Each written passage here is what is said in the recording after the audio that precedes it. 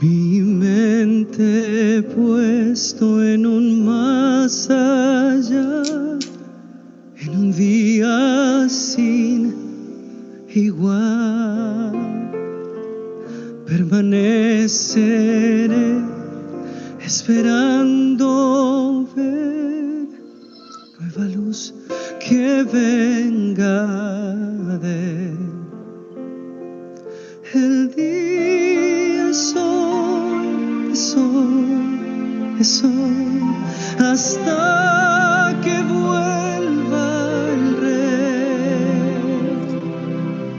Mi mente he puesto en un más allá, en un día sin igual.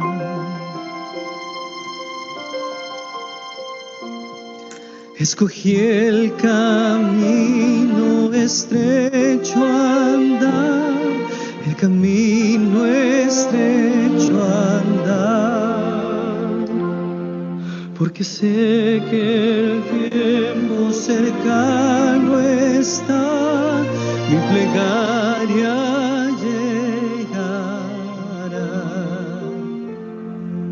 El día es hoy, es hoy, es hoy, hasta que vuelva el Rey. Escogí el camino estrecho a andar, el camino estrecho a andar. Oh Señor, vuelve pronto, te ruego en oración. Vi un rayo de tu gloria y allí anhelo estar.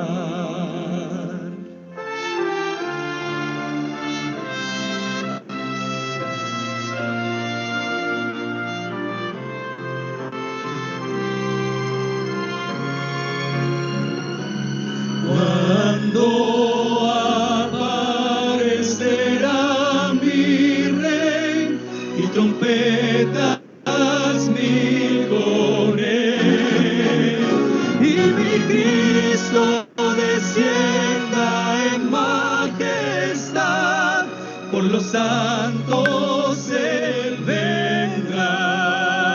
Los que duermen se levantan, y en el aire alzarán. Cuando aparecerá mi Rey y trompetas mil con él.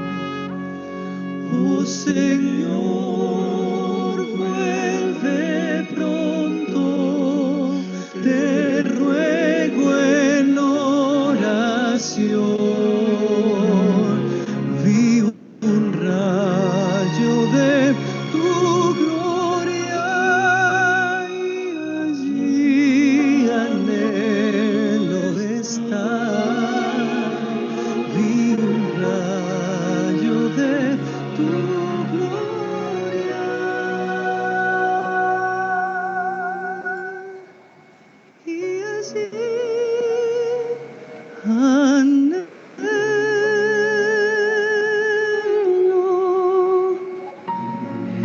estar. Mi mente he puesto en un más allá, en un día sin igual.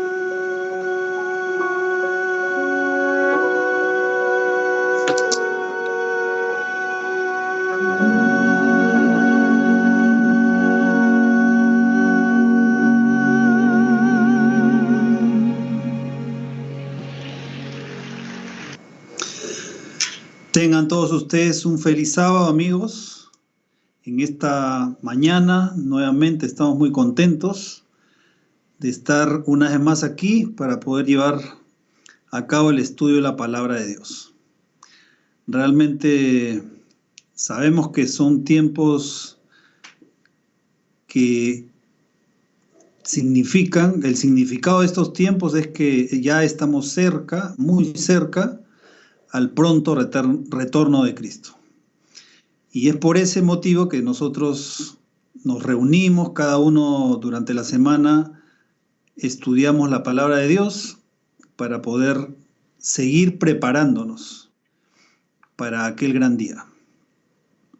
Bueno, para empezar el día de hoy vamos a abrir nuestros signarios en el himno número 143. Yo voy a buscar el himno en mi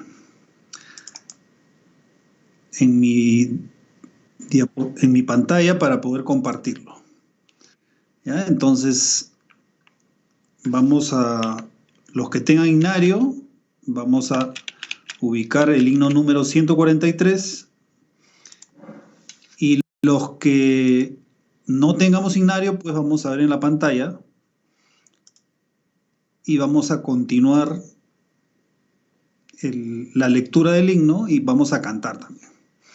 ¿Ya? Entonces, ahora sí, vamos a empezar con el himno número 143. Cantemos todos.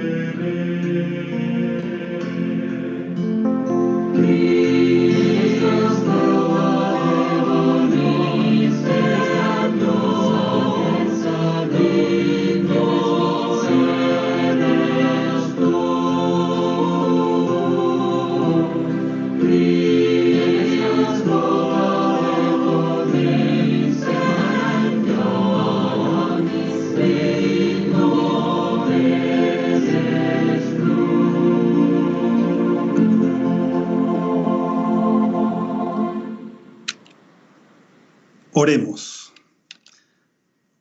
Padre nuestro que estás en los cielos, en esta mañana queremos agradecerte en primer lugar porque nos permites una vez más reunirnos, aunque no de manera presencial, sino de manera virtual, Señor, a través de las herramientas digitales, para que podamos aprender más de ti. Queremos conocerte, queremos saber y entender el mensaje que tú tienes para nosotros.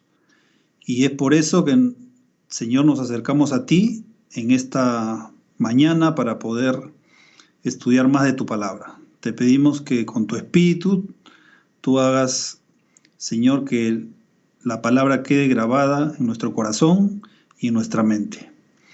Acompáñanos, Señor, Esto te lo pedimos sin merecerlo, en el nombre de Jesús. Amén.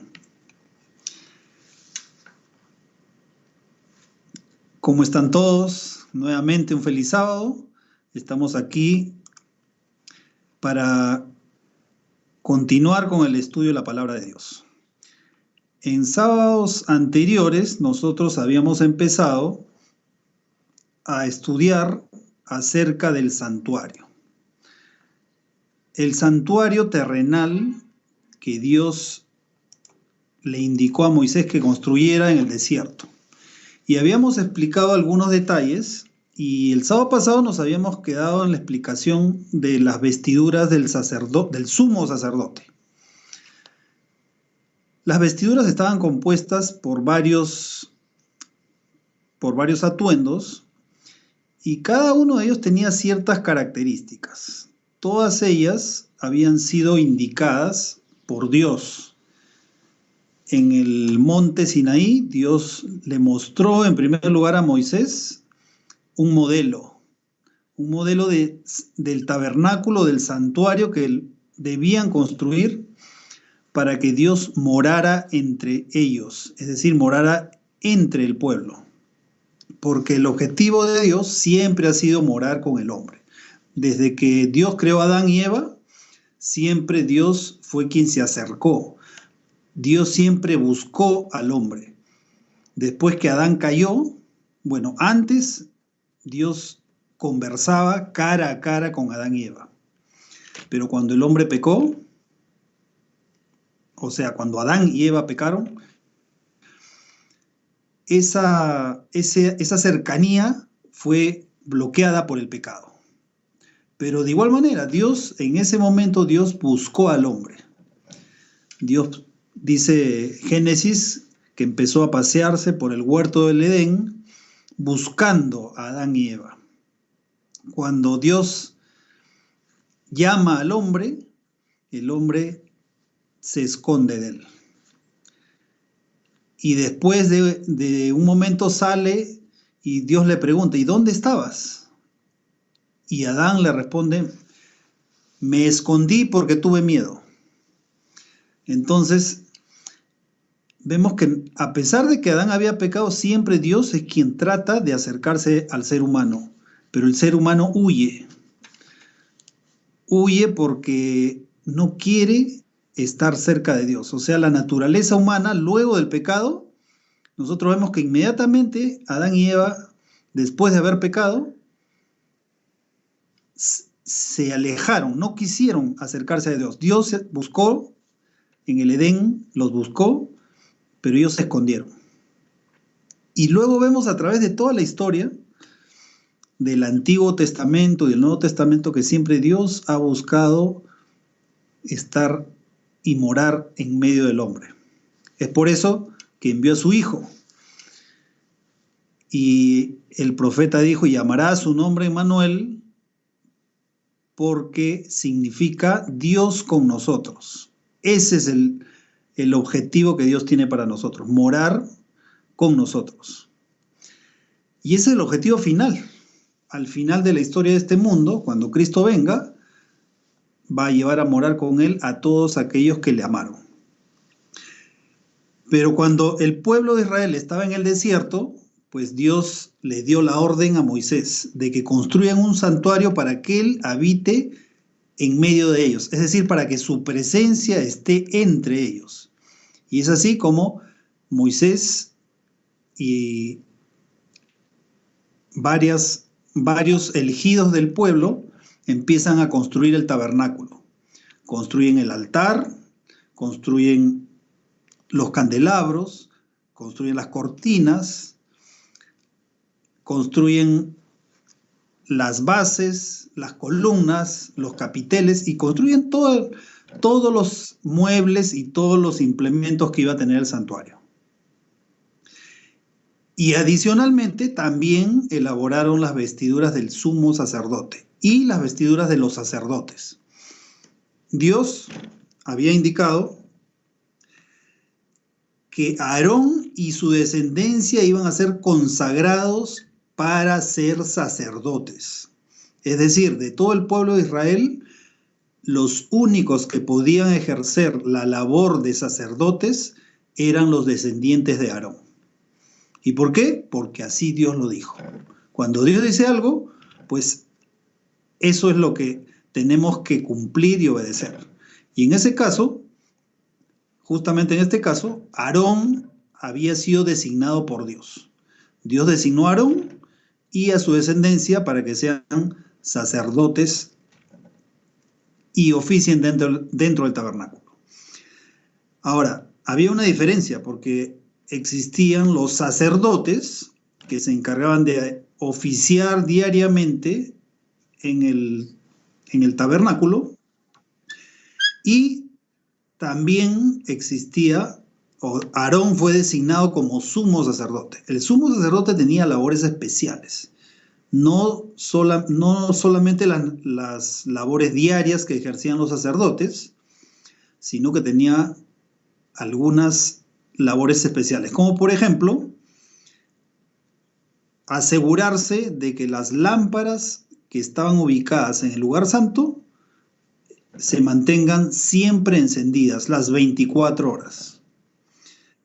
También, por ejemplo, el sumo sacerdote era el único que estaba encargado de oficiar en el día de la expiación todo el servicio.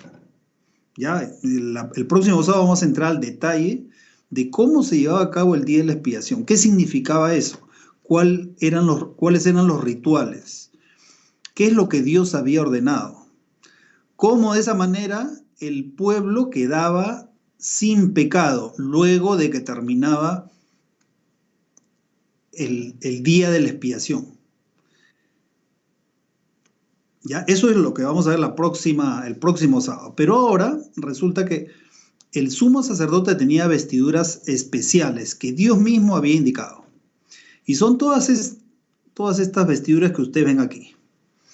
¿Ya? Entonces, lo que vamos a hacer ahora es entrar a detalle para ver cada una de ellas y contemplar en realidad exactamente cómo es que estaban construidas o estaban elaboradas esas vestiduras. Y es por ese motivo que ahora vamos a ver en forma general este diagrama. Ustedes se fijan que en la parte superior el sacerdote tenía una mitra y aquí en su frente tenía una lámina de oro que decía Santidad a Jehová. Y ahí después tenía el pectoral del juicio, que ahorita en estos momentos lo vamos a pasar a explicar. Luego tenía el efod, que es esta vestidura de colores. Luego debajo tenía un manto azul. Debajo la túnica blanca. Esta túnica blanca era la túnica que también los sacerdotes usaban. Pero el sumo sacerdote, adicionalmente a esta túnica blanca, tenía todos estos implementos. Tenía un cinto y también, por ejemplo, aquí estaba el Urín y el Tumín, cerca al corazón del sumo sacerdote. ¿Ya? Entonces, las ropas de varón, de acuerdo a lo que Dios había especificado, eran ropas para honra y hermosura. Esas ropas comunes que tenían los sacerdotes, es decir, que esta túnica blanca que llevaban todos los sacerdotes, en realidad significaban la pureza, esa pureza interior, que debido a la investidura que tenían de sacerdotes, no solo llevaban esa túnica blanca, sino que su carácter, su pureza interior debía ser una realidad. ¿Ya? Entonces, el sumo sacerdote adicionalmente hemos visto que tenía otras vestiduras adicionales, eran para gloria y hermosura, y tenían un sentido simbólico. ¿Qué más tenía el sacerdote, el sumo sacerdote, que formaba parte de sus vestiduras? Nosotros vemos aquí que en el borde de este manto, aquí tenía una orla, o sea, un adorno, y tenía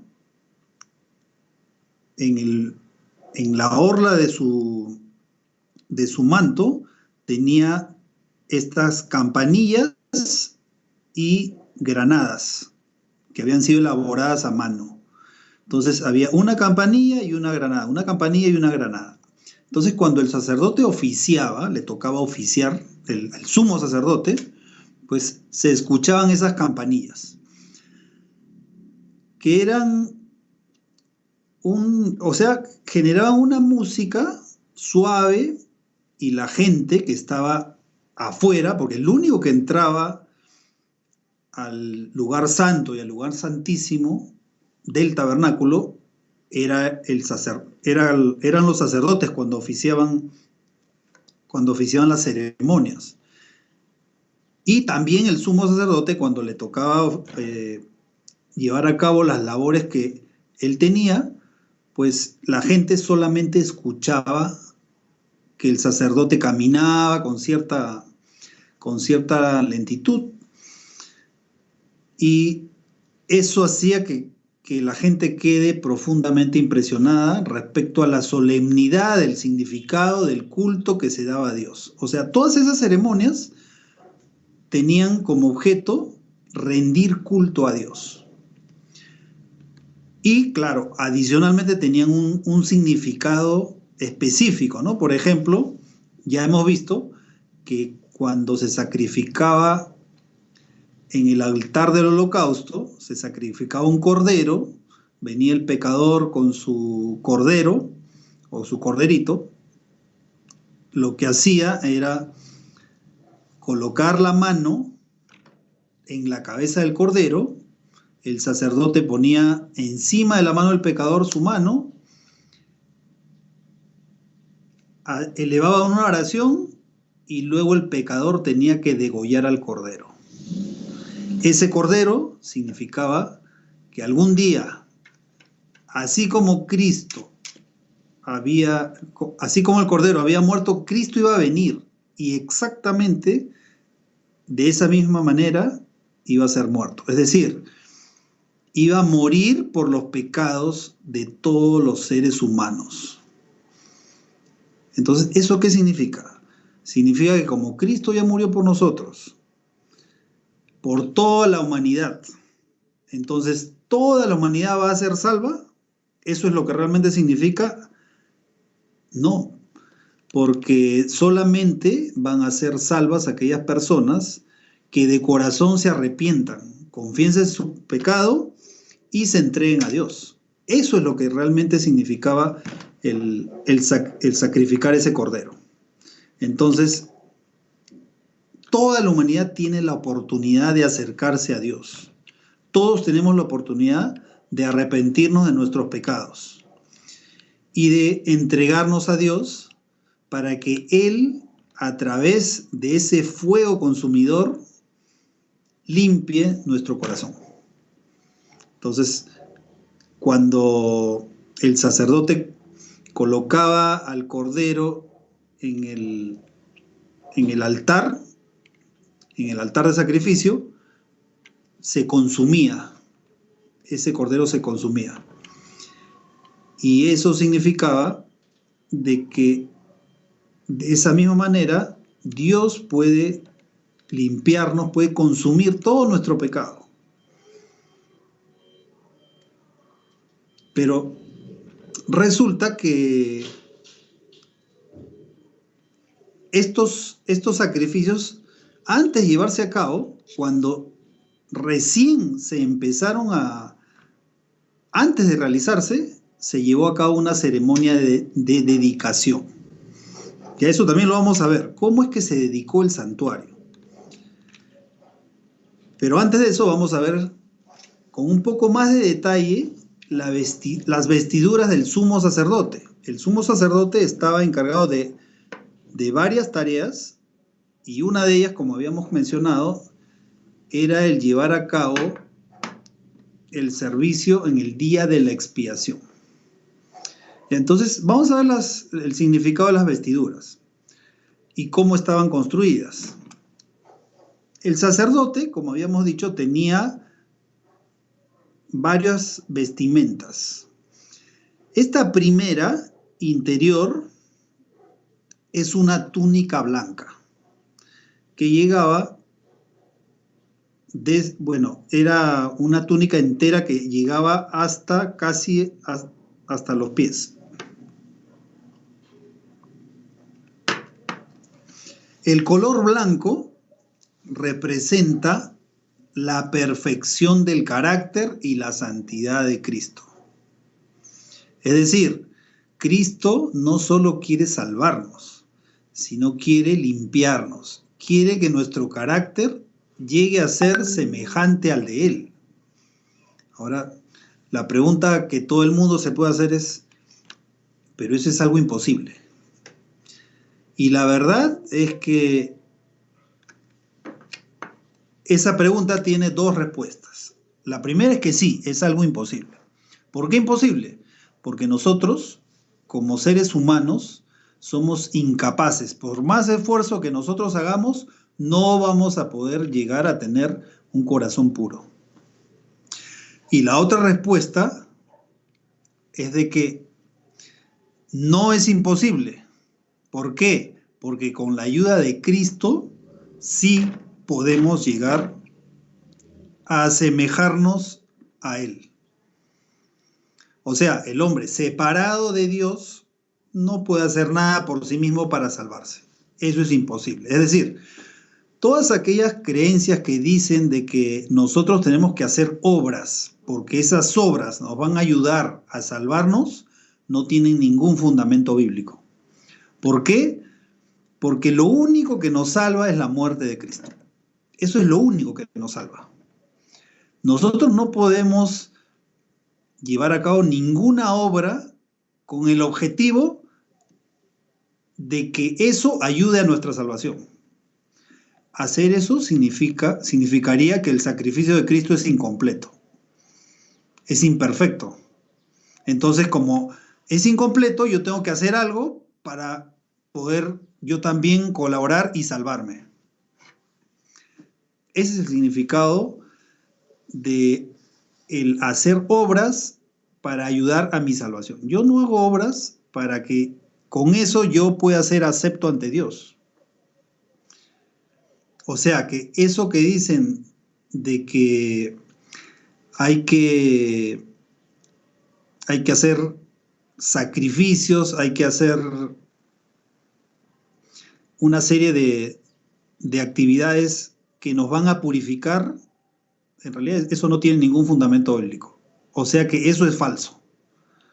Es imposible que el hombre pueda por sí mismo tratar de ayudar para que obtenga finalmente la salvación. La salvación se obtiene única y exclusivamente por la muerte de Cristo. ¿Ya? Pero Cristo, Dios, Cristo es Dios. Sabemos que hay Dios Padre, Dios Hijo y Dios Espíritu Santo. Los tres son Dios. En general, Dios nos da la salvación.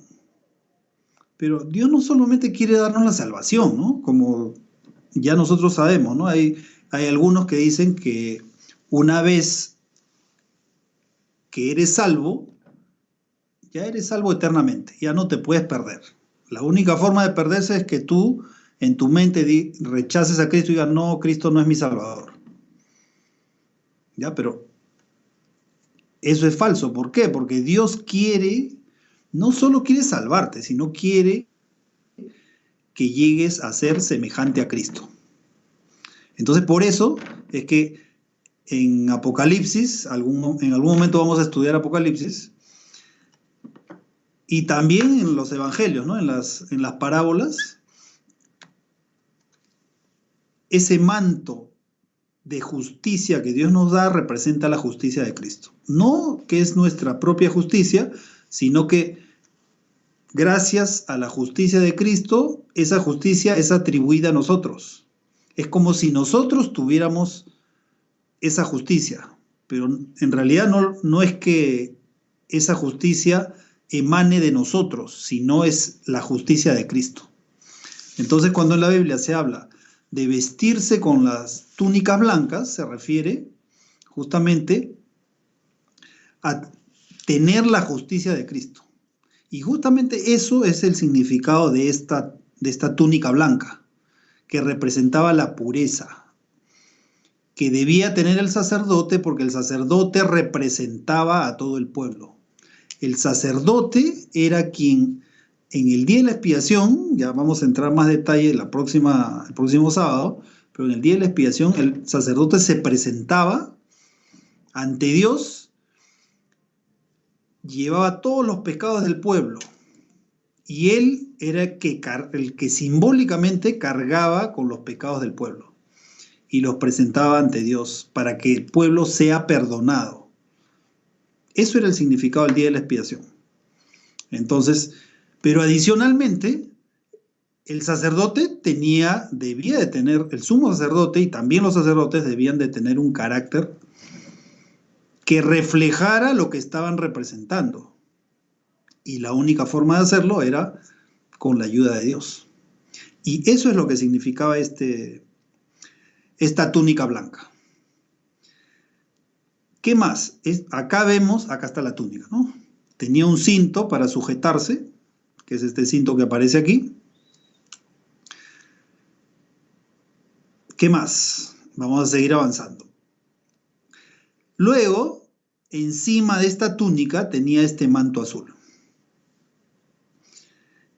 El manto azul, que ustedes ven aquí, tenía una orla donde habían campanillas y también había granadas. O sea, era una obra de un tipo especial de bordado que hacía mucho más bella la vestidura del sacerdote. Ya también era un símbolo de la justicia. ¿Qué más? Ahí está, ¿no? Dios le indica directamente a Moisés cómo deben de ser elaboradas las túnicas de los sacerdotes y del sumo sacerdote. En Éxodo 28, versículos 33 al 35, dice: y en sus orlas harás granadas de azul, púrpura y carmesí alrededor. Se refiere a esta. Acá se ve con mayor detalle, ¿no? Estas granadas azul, púrpura y carmesí, que están en el borde, en la orla de ese manto azul. ¿Qué más? Una campanilla de oro y una granada. Otra campanilla de oro y otra granada. O sea, estaban en forma intercalada. Y el sumo sacerdote, cuando ministre, o sea, cuando lleve a cabo las labores propias del sumo sacerdote, cuando camine se va a oír su sonido cuando él entre en el santuario delante de Jehová y cuando salga, para que no muera. ¿Ya? Entonces, esa era la característica de ese manto azul. ¿Qué más? Cuando el sacerdote ministraba, como hemos visto, esas campanillas se escuchaban. Entonces, el pueblo que estaba reunido afuera sabía que en ese momento el sacerdote estaba oficiando por ellos en la presencia de Dios. O sea, que no solamente el cordero representaba a Cristo, sino el sumo sacerdote y los sacerdotes también representaban a Cristo como mediador entre Dios y los hombres. Es decir, en este momento, Cristo es el mediador entre Dios y nosotros. Entonces, en ese momento que el sacerdote caminaba y ellos escuchaban que estaba caminando dentro del santuario, a su mente venía de que ese sacerdote estaba ministrando por ellos. ¿Por qué? Porque ellos no podían llevar a cabo todas esas actividades de mediación. Dios había instaurado a sacerdotes para que representen la mediación que algún día Cristo iba a hacer por nosotros.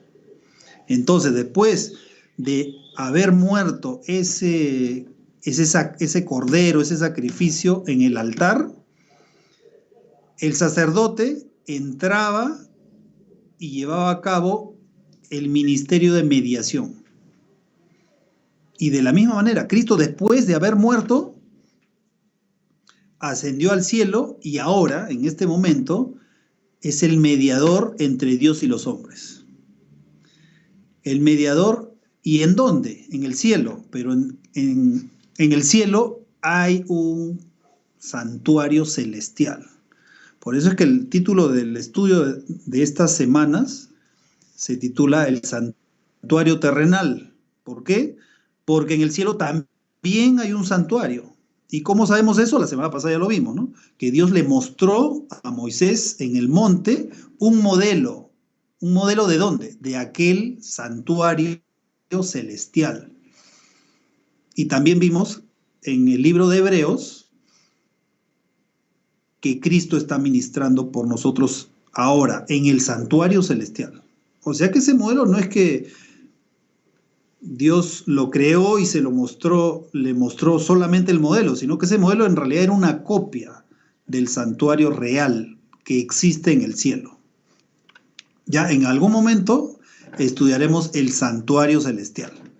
Ya todavía estamos estudiando el santuario terrenal para que después fácilmente nosotros podamos identificar. Por ejemplo, ¿qué podríamos identificar? Por ejemplo, los candelabros. En el santuario terrenal, ¿dónde se encontraba el candelabro? Era un candelabro. Se encontraba en el lugar santo. Entonces, cuando en Apocalipsis, por ejemplo, se habla de que Cristo se paseaba en medio de 7 candelabros, ¿a qué lugar se estará refiriendo? ¿Al atrio, donde se realizaba el sacrificio, al lugar santo o al lugar santísimo? Entonces, cuando se habla de que Cristo se paseaba en medio de los 7 candelabros, se está refiriendo al lugar santo. ¿De dónde? Del santuario celestial. Y así, ¿no? Podemos ir identificando los diferentes muebles que existían en el santuario terrenal. ¿Ya? Y vamos a continuar revisando cómo eran las vestiduras del sacerdote. Ahora, fíjense, ¿qué pasaba si el sumo sacerdote hubiera querido, omitiendo lo que Dios había dicho, hubiera querido realizar todo el servicio, pero sin llevar puesto el manto, ese manto azul que tenía las campanillas y las granadas en el borde de su manto? ¿Qué hubiera pasado? Ese vínculo que existía entre el pueblo y el servicio que se estaba llevando a cabo en ese momento, pues de alguna manera se hubiera roto, ¿no? Ese vínculo que existía. Y hubiera significado la separación del pueblo con su intercesor, que en ese momento era el sacerdote, pero representaba que en algún momento Cristo iba a ser el intercesor. ¿Ya? Entonces, Dios quiso destacar especialmente ese vínculo, y en el versículo 35, vamos a regresar, aquí está, y por eso es que dice que cuando ministre se oirá su sonido cuando entre en el santuario delante de Jehová y cuando salga. ¿Por qué se oirá el sonido? Porque tiene puesto ese manto azul. ¿Y qué va a ocurrir? Bueno, se va a oír porque tiene puesto el manto azul para que no muera. O sea, si al sumo sacerdote se le hubiera ocurrido colocarse todas las vestiduras, pero menos ese manto azul, y él hubiera entrado al santuario, él hubiera muerto. O sea, Dios quería de alguna manera enfatizar esa relación. entre el pueblo y su intercesor cuando el pueblo no viera al intercesor, porque el sacerdote entraba al lugar santo, en el día de la expiación entraba al lugar santísimo y no lo veían al sacerdote. El sacerdote se tomaba su tiempo, ¿no? Tenía que hacer varias cosas, varias tareas rituales. Entonces, en ese momento, el pueblo no lo veía, pero sí sabía que alguien estaba ahí intercediendo por ellos porque escuchaba las campanillas. Entonces, es por ese motivo que el sacerdote debía llevar esas vestiduras, porque si no, iba a morir. Entonces, resulta que ahora nosotros podemos confiar de que Cristo en este momento está intercediendo por nosotros en el santuario. ¿En qué lugar del santuario? Bueno, eso lo vamos a ver el próximo sábado. Bueno, pero les digo, ¿no? En este momento, Cristo se encuentra en el lugar santísimo del santuario celestial. Ese es el lugar en el que está en este momento. ¿Y cómo lo sabemos? Lo vamos a saber exactamente cuando estudiemos el santuario celestial, ¿ya? Así que vamos a paso firme, no tan rápido, para poder ir aprendiendo, y cuando lleguemos a ese tema, pues muy fácilmente vamos a identificar dónde se encuentra Cristo en este momento. Ahora simplemente se los digo que Cristo está en este momento en el santuario celestial, exactamente en el lugar santísimo, intercediendo por nosotros. Ya, entonces, ¿qué más? Hebreos 4:16 y 10:19, ¿qué nos dice? Por fe también nosotros podremos... Bueno, ahí se hace referencia, ¿no? al santuario celestial. Cuando estudiemos el santuario celestial, definitivamente vamos a estudiar Hebreos, el libro de los Hebreos.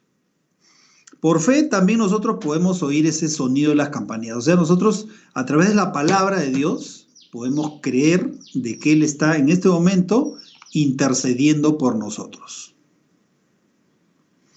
Seguimos con las vestiduras. Habíamos dicho de que el sacerdote tenía una mitra y una lámina de oro alrededor de su frente. Y aquí, aunque no se nota, la inscripción decía santidad a Jehová. ¿Ya? Entonces, en realidad, ¿por qué en la frente del sacerdote estaba una lámina de oro que llevaba como inscripción santidad a Jehová? Porque en la mente, en la frente, ustedes saben que de todo el cerebro, el lóbulo frontal se encuentra en este lugar y ahí es donde uno toma las decisiones. En ese lugar es donde uno razona y finalmente decide. Claro, hay muchas más funciones en el cerebro, pero lo que Dios quería hacer notar era de que el sacerdote y también todos los israelitas debían de tener en su mente la palabra de Dios, y eso significaba que se iban a consagrar a Dios. Una consagración completa. Es decir, nuestra vida tiene como objetivo tener a Dios en nuestro corazón. Ese debe ser el máximo objetivo que cada cristiano debería tener. ¿No? Afrontar las situaciones de la vida, los problemas, las dificultades, los retos, porque no toda dificultad tiene un sentido negativo, también son retos que nosotros tenemos en la vida, diferentes tipos de retos. Entonces, pero todo ello siempre debe estar sujeto en nuestra mente de que Dios es quien nos guía. Entonces, esto representaba, como estaba en la parte frontal, representa la completa consagración a Dios. O sea, yo decido consagrarme a Dios. No es que yo simplemente digo que estoy del lado de Dios, simplemente eso, sino lo que tengo que hacer es decidir. Porque todo se logra decidiendo. Ese es el don que Dios, el mayor don que Dios le dio al hombre, el tener la capacidad de decisión. Es decir, el libre albedrío. Dios no obliga. A Dios no le hubiera costado nada, pues, crear a Adán y Eva programados para que solamente le obedezcan y que nunca puedan cometer un pecado como el que cometieron. Dios hubiera podido hacer eso, pero eso en realidad es como crear un robot que obedece a las órdenes y no tiene voluntad propia. Por eso es que el ser humano tiene libre albedrío. Y finalmente por eso también es que el ser humano alguna vez cayó. Fue tentado y cayó. ¿Por qué? Porque él mismo decidió. Y nosotros también nos pasa lo mismo. Nosotros en nuestra vida somos tentados y a veces caemos. Pero tenemos un Salvador que murió por nosotros. Y por ese motivo es que nos acercamos a Él. En 1 de Pedro dice, como aquel que os llamó es santo. O sea, Dios nos ha llamado a todos. Como aquel que os llamó es santo, sed también vosotros santos en toda vuestra manera de vivir, porque escrito está, sed santos porque yo soy santo. Y ahí no se vaya a pensar, les cuento una anécdota. Hace muchos años yo trabajaba en una empresa, en una gran empresa, y ustedes saben que en esas empresas, cuando llega Navidad o llega Año Nuevo, pues celebran y toman licor. Ya, entonces en alguna de esas, eso fue hace como 15 años, ¿no? Me acuerdo claramente que ahí en el hall, en el tercer piso donde yo estaba, en la oficina, afuera de la oficina en el hall, pues como ya en vísperas del Año Nuevo, pues solamente se trabaja hasta el mediodía.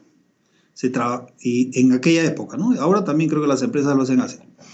Al mediodía, hasta la 1, se ponen a brindar.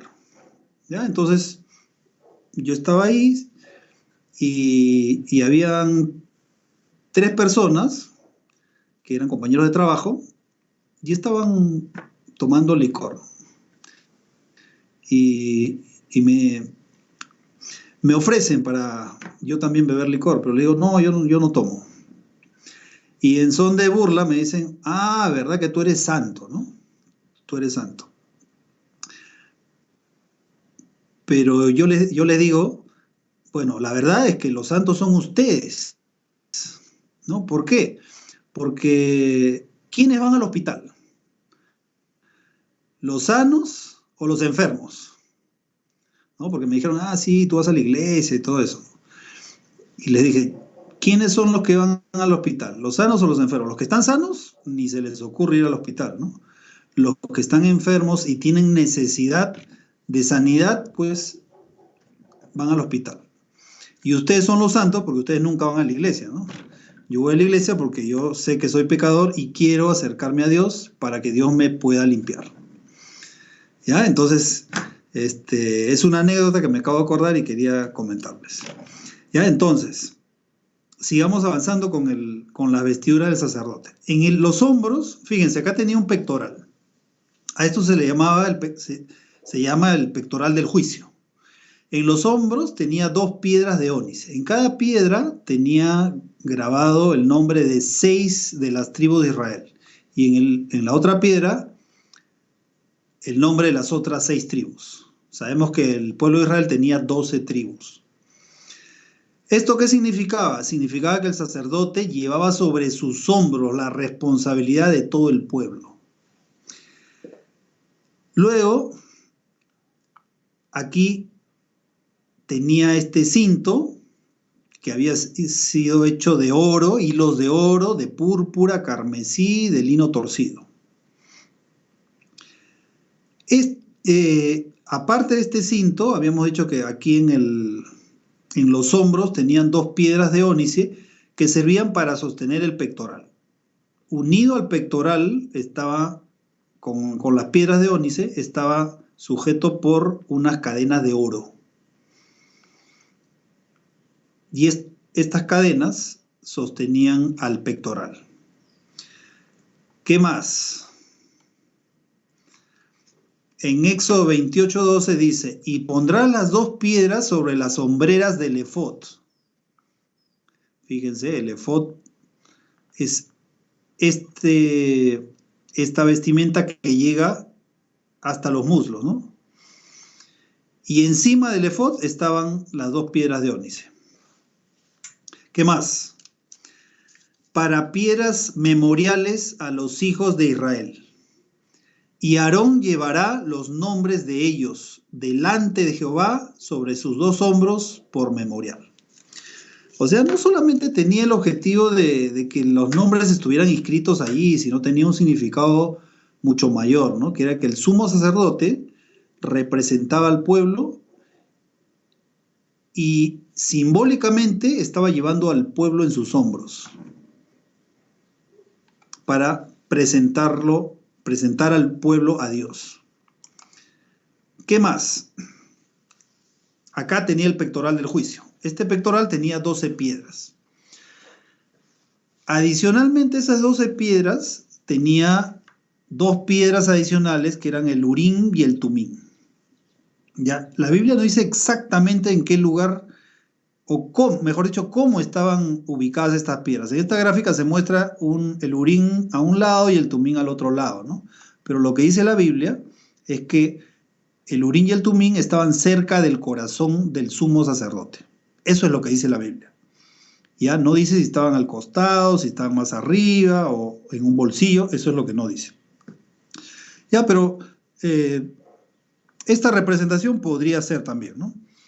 Entonces, ¿para qué servían estas 2 piedras? Resulta que a veces había situaciones en las cuales no el sumo sacerdote, que a su vez también podía determinar una acción o una opinión respecto a una situación que se dé en el pueblo. Entonces, cuando ya no podía el sumo sacerdote tener una claridad respecto a tomar una decisión, ¿qué hacía? Consultaba a Dios. Entonces, el Urim y el Tumim eran 2 piedras preciosas que cuando se consultaba a Dios, pues de acuerdo a si Dios estaba de acuerdo o no estaba de acuerdo, el Urim o el Tumim se prendían. Entonces, a través de esa forma, Dios manifestaba su voluntad. ¿Ya? Entonces, esa era la función de estas 2 piedras. En algún momento, el sacerdote consultaba a Dios y Dios mostraba su voluntad. ¿Qué más? Vamos a seguir avanzando. Aquí está el pectoral con más detalle. Ahí vemos las 12 piedras. Eran 12 piedras preciosas. En cada piedra estaba grabado el nombre de una tribu de Israel. También esto significaba que el pueblo de Israel era llevado por el sacerdote. Simbólicamente estaba en el corazón del sacerdote y que Dios sentía compasión por ellos. Entonces, el sacerdote lo que hacía era pedir perdón por el pueblo. ¿Ya? Entonces, ¿y cuándo lo hacía? Lo hacía en el servicio diario y en el servicio anual. El servicio diario ya sabemos que era a las 9 de la mañana y a las 3 de la tarde. Y el servicio anual era en el día de la expiación, o también llamado Yom Kippur en hebreo. ¿Y cuándo era eso? Era un día al año, o sea, era el último día del año en el calendario judío. Entonces, ese último día del año, todo el pueblo, ya con días de anticipación, había lo que se denominaba la fiesta de las trompetas, se anunciaba que iba a llegar el día de la expiación. Ya, voy a explicarlo más detalle la próxima semana, pero quería darles un esbozo del significado, ¿no? Entonces, al final del año, en el último día del año, se llevaba a cabo el día de la expiación, en el cual todos los pecados que habían sido durante el año habían sido presentados por los judíos, por el pueblo judío, ¿no? Cada persona había ido llevando su ofrenda, su sacrificio. El pecador era perdonado, pero el pecado quedaba en el santuario. Entonces, al final del año, se hacía la expiación por esos pecados que habían quedado. Entonces, alguien tenía finalmente que pagar por esos pecados. Nosotros sabemos que Cristo murió. Cristo de esa manera nos salvó. Pero Cristo no es el que cometió los pecados. ¿Quién es el que induce, el que indujo en aquellas épocas y que nos induce ahora, nos tienta a cometer pecado? Es el diablo. Y si nosotros queremos ser realmente justos, pues el que Cristo muera por nosotros no es justo, porque Cristo no cometió ningún pecado. Entonces, ¿por qué Él tenía que morir? Él murió por amor, porque de esa manera nos reemplazó, nos dio esa oportunidad de ser salvos, porque nosotros por nosotros mismos no podemos salvarnos. Pero eso finalmente no es justo. No es justo que Cristo muera por algo que yo hice. Entonces, finalmente, quien va a recibir el pago de todos aquellos pecados que han sido cometidos y que han sido confesados, pues el verdadero culpable va a tener que asumir por esos pecados. ¿Y quién es ese verdadero culpable? Pues nada más y nada menos que Satanás. Satanás algún día va a tener que asumir por todos los pecados de aquellas personas que han confesado su pecado.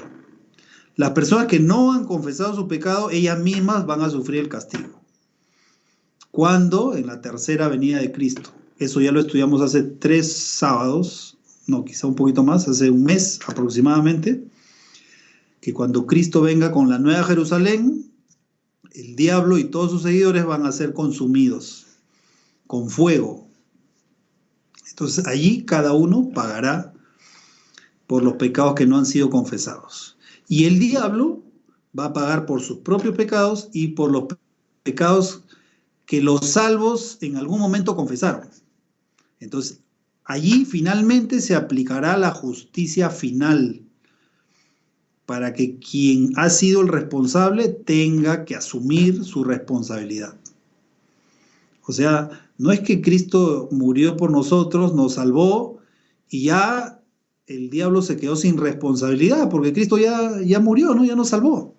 Sí, pero esos pecados que han sido confesados, pues el verdadero responsable tiene que asumirlos. O sea, no es que ya Cristo murió, Cristo nos salvó y esos pecados, finalmente, si hay una verdadera justicia, pues el responsable tiene que asumirlos. Y así va a ser, ¿no? Entonces, Aarón, representando a ese mediador que en algún futuro iba a venir, o sea, Cristo, pues se presentaba ante Dios y hacía expiación por el pueblo. O sea, no es que el sacerdote perdonaba al pueblo, ¿no? Como ahora, bueno, de hace siglos, desde hace, bueno, desde la Edad Media.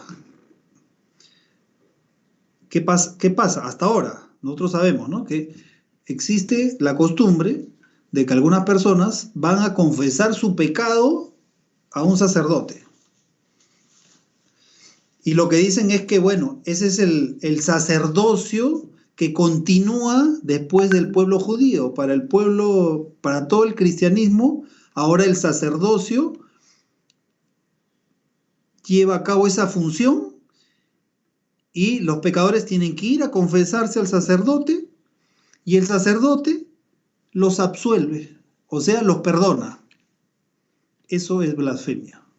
Eso ya hemos visto que es blasfemia. ¿Qué es blasfemia? El hacerse igual a Dios.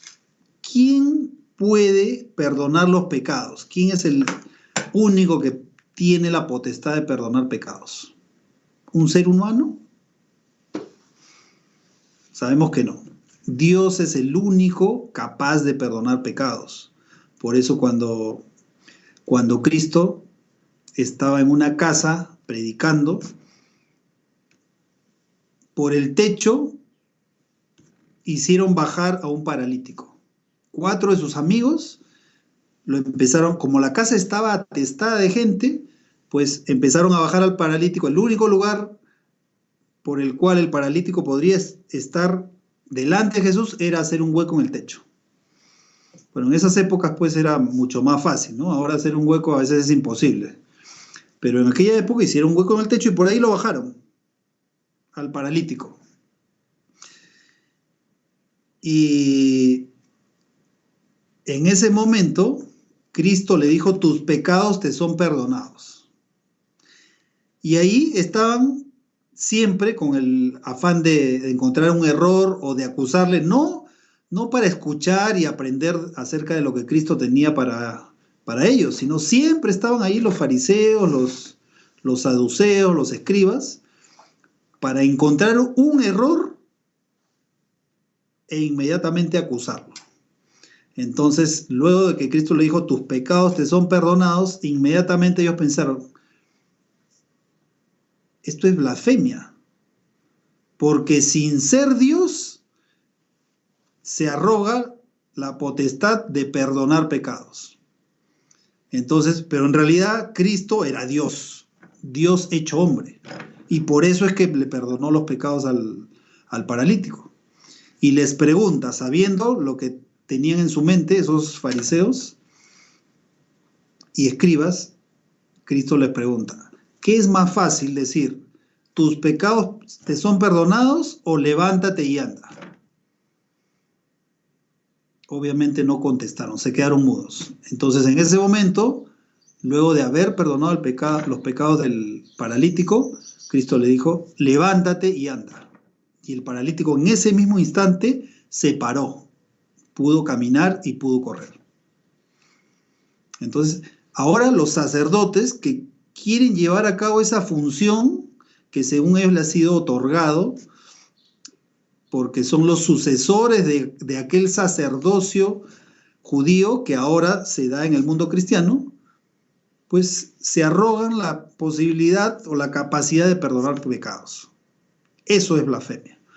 ¿Ya? Entonces, el sacerdote aquí no era quien perdonaba los pecados, intercedía por ellos, pero como simbolismo, como símbolo de Cristo, que algún día iba a interceder por nosotros.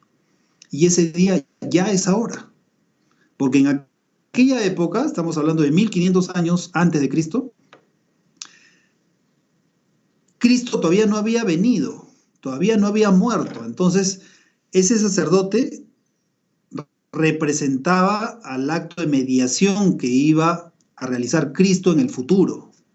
Cuando Cristo vino, murió por nuestros pecados, cesó el sacerdocio.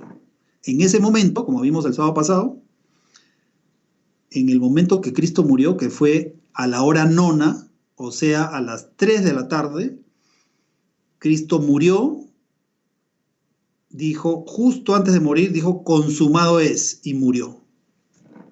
En ese momento, que eran las 3 de la tarde exactamente, se llevaba a cabo el sacrificio en el templo. En ese momento, exactamente en ese momento, el sacerdote ya estaba listo para poder sacrificar a ese cordero. ¿Y qué pasó? El velo del templo se rasgó de arriba a abajo. Fue una señal inequívoca de Dios de que el servicio sacerdotal y sumo sacerdotal terminaba, ya no tenía sentido llevar a cabo esos servicios porque el verdadero cordero ya murió. Y en ese momento el cordero que estaba listo para ser sacrificado se escapó. Y el velo del templo que separaba el lugar santo del lugar santísimo se rasgó. Entonces, a partir de allí, nosotros ya tenemos al verdadero sumo sacerdote. Ya no necesitamos de ningún sacerdote humano. En el tiempo de los israelitas, el sumo sacerdote y los sumos sacerdotes tenían cada cierto tiempo que cambiarse. ¿Por qué? Porque el sumo sacerdote moría, eran humanos, y tenían que ser reemplazados por otro. Y eso dice el apóstol Pablo, ¿no? Que los sumos sacerdotes tenían que ir cambiando porque morían. Pero ahora tenemos tal sumo sacerdote en el cielo que intercede por nosotros y que es el verdadero sumo sacerdote. O sea, Cristo en este momento está en el cielo. Está en el lugar santísimo intercediendo por nosotros. Esa es la labor que el sumo sacerdote de antaño representaba a través de su servicio, de que Cristo iba a hacer también esa labor de intercesión. Entonces, es todo lo que acabamos de decir, es lo que está aquí, ¿no? Jesucristo intercede ahora por nosotros ante el Padre. Por lo cual debía ser, hablando de Cristo, dice, por lo cual debía ser en todo semejante a sus hermanos. O sea, debía ser como un ser humano. Aquí está hablando de Cristo, ¿no? En los versículos anteriores de Hebreos 2, el versículo 14, 15, 16, se habla de que Cristo, a través de la muerte, venció al que tenía el imperio de la muerte, es a saber, al diablo. Entonces, la muerte de Cristo hizo o logró de que el imperio de la muerte sea desterrado. ¿Por qué? Porque nos da vida eterna. No estamos hablando de la muerte terrenal. Nosotros morimos, llegada a cierta edad o bajo ciertas circunstancias, y tenemos que morir. Pero se está refiriendo a esa muerte eterna, esa muerte de la cual ya no hay nunca más resurrección. Entonces, para poder librarnos de esa muerte eterna, debía Cristo, porque como les dije, está hablando de Cristo estos versículos, por lo cual Cristo debía ser en todo semejante a sus hermanos. O sea, tenía que ser humano como nosotros. ¿Para qué? Para venir a ser misericordioso y fiel sumo sacerdote. O sea, después de la muerte iba a ser sumo sacerdote. Esta es una creencia, en realidad es una doctrina que está en la Biblia y que el mundo cristiano no cree. Dice que no, que en este momento Cristo está en el cielo, pero no hay ningún servicio, no efectuó ningún servicio de sumo sacerdote. La Biblia lo dice, ¿no? Después de morir por la muerte, venció al imperio de la muerte, venció al que tenía el imperio de la muerte, es a saber, al diablo, y debía ser semejante en todos sus hermanos, o sea, debía ser semejante a nosotros, para venir a ser misericordioso. Y después de haber muerto, ¿qué iba a hacer? Iba a ser fiel sumo sacerdote. O sea, esa es la labor que está ejerciendo ahora Cristo en el cielo. En lo que a Dios se refiere, para expiar los pecados del pueblo. Es por eso que si nosotros no estudiamos el Antiguo Testamento, no vamos a poder entender plenamente el Nuevo Testamento.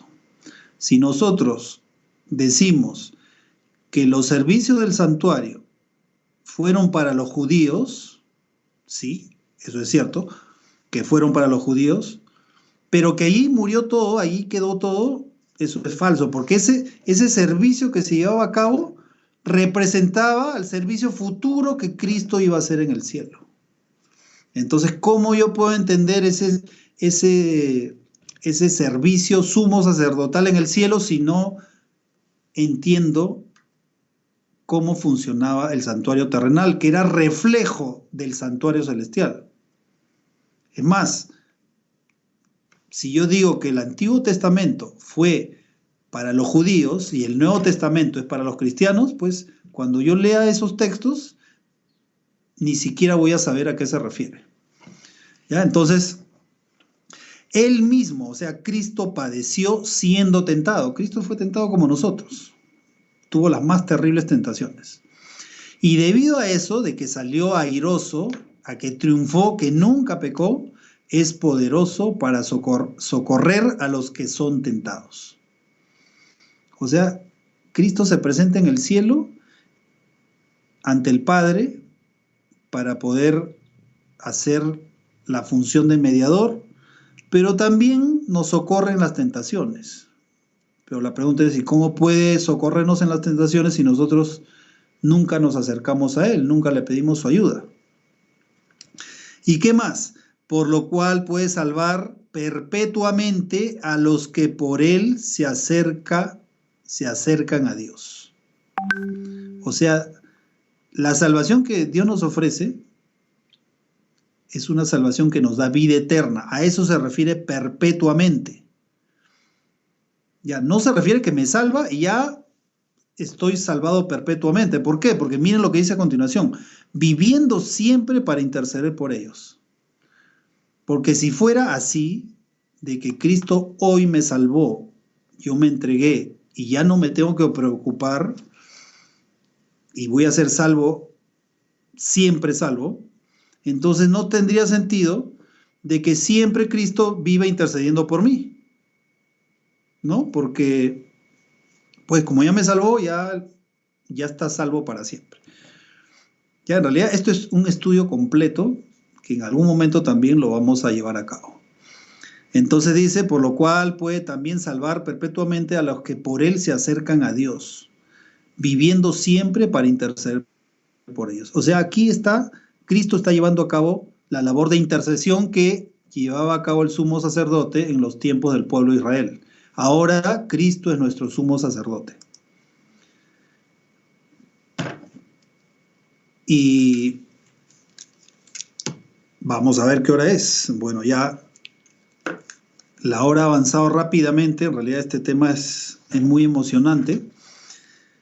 Y el próximo sábado vamos a estudiar acerca de la dedicación. Hemos estudiado hasta este momento acerca de las vestiduras, acerca de los muebles que tenía el santuario, pero en un momento del tiempo, al inicio de los servicios, o mejor dicho, antes de iniciar todos aquellos servicios que se efectúan diariamente y anualmente, el tabernáculo fue dedicado. ¿Cómo fue dedicado? Eso lo vamos a estudiar el próximo sábado. Y luego vamos a continuar viendo ya con un poco más de detalle los servicios, especialmente los holocaustos y el día de la expiación. Entonces con eso ya vamos a tener un panorama mucho más claro del real significado de los servicios que se llevan a cabo en el santuario terrenal. Y lo que me queda ahora es instar para que cada uno de nosotros pueda continuar con este estudio, que a veces los estudios, como ustedes saben, no son de una hora, ¿no? Entonces requieren tiempo. Y ese es el objetivo del estudio del día de hoy. ¿Para qué? Para que nosotros podamos aprender más acerca de lo que Dios tiene para nosotros. Dios nos da oportunidades, nos da tiempo, nosotros somos administradores de nuestro tiempo y debemos dedicarle cada día una fracción de nuestro tiempo para poder aprender más de Él. Bueno, es mi deseo que cada uno de nosotros pueda acercarse cada vez más a Dios en este proceso de santificación. Ya acordémonos que el sábado pasado vimos de que los servicios que se llevan a cabo en el santuario tenían, en primer lugar, un propósito de reconciliación. Es decir, de perdón, donde el pecador reconocía su pecado y a través del sacrificio era perdonado y de esa manera se reconciliaba con Dios. Pero después el objetivo no solo era lograr la reconciliación, sino el siguiente objetivo es lograr la santificación, es decir, no separarnos de Dios. Ese es el objetivo final. ¿Para qué? Para que en algún momento, o sea, el objetivo de Dios es restaurar la imagen del hombre a la imagen de Dios. Dios nos creó a su imagen, pero el pecado nos ha separado. ¿Qué tenemos que hacer ahora? Reconocer en primer lugar que somos pecadores, arrepentirnos, entregarnos a Él y continuar en ese camino de santificación. Una vez que yo he reconocido mi pecado, lo que tengo que hacer es seguir caminando. ¿Podría pecar? Sí, en algún momento podría ser que caiga en la tentación, pero tenemos ese mediador, ese sumo sacerdote en el cielo que intercede por nosotros cada vez que nosotros nos arrepentimos. Y de tal manera que Él se presenta en lugar de nosotros. Y dice, Él ya pidió perdón, le dice al Dios Padre, y presenta su justicia como si fuera nuestra. Entonces, de esa manera nosotros logramos el perdón. Bueno, deseo que todos tengan un feliz sábado. Y para terminar ahora vamos a entonar el himno número 94. Entonces en este momento voy a ubicar el himno número 94 para que todos podamos cantar.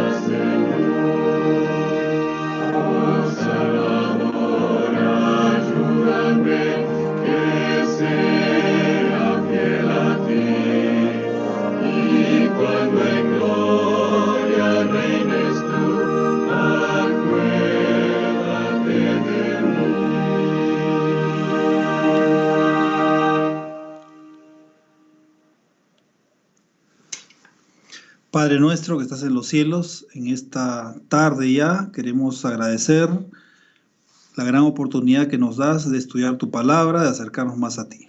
En esta semana que empieza dentro de pocas horas y también en lo que queda de este día santo, Señor, te pedimos que tú nos guíes, tú nos des tu bendición y que nos ayudes a acercarnos más a ti. Gracias por todas estas verdades que tú tienes para nosotros, que están en tu santa palabra y que has dejado para que nosotros podamos aprender y podamos entender el real mensaje que tú tienes para nosotros. Gracias por todo lo que nos das. Esto te lo pido en el nombre de Jesús. Amén. Bueno, amigos, hermanos, Es una alegría haber estudiado en este día sábado las grandes verdades del santuario que Dios siempre quiere mostrarnos a través de su palabra. Ahora les deseo que tengan un feliz sábado, que también pasen una feliz semana y estamos todos invitados para que el próximo sábado podamos conectarnos nuevamente a la hora acostumbrada, 5 minutos antes de las 11 de la mañana, para poder continuar aprendiendo más acerca de la palabra de Dios. Que Dios les bendiga. Tengan todos ustedes un feliz sábado. Amén.